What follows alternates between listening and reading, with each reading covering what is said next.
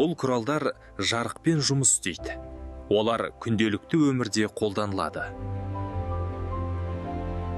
Фотоаппаратта жинағыш линза қолданылады. Ол анық кескін түсіреді.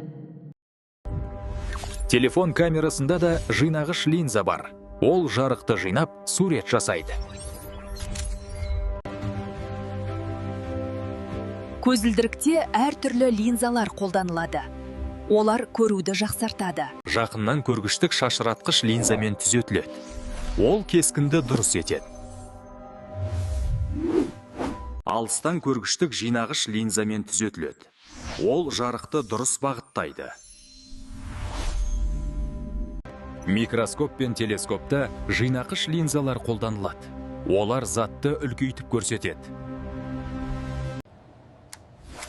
Оптикалық аспаптар біздің өмірімізді жеңілдетеді. Олар ғылым мен техникада маңызды. Перископ жарықты шағылдыру арқылы жұмыс істейді. Ол жоғарыдағы затты төменнен көруге мүмкіндік береді. Перископты су асты қайықтарында қолданады. Ол су астында отырып, айналаны көруге көмектеседі. Перископты айна арқылы жасауға болады. Екі айна 45 градус бұрышпен орналасады. Камера обскураны ерте заманда ғалымдар зерттеген. Ол жарық қасиетін түсінуге көмектесті. Камера обскура жарықтың түзу таралуына негізделген. Кішкентай тесіктен өткен жарық кескін жасайды. Камера обскура қазіргі фотоаппараттың негізі болды. Ол кескін алудың алғашқы әдісі болды.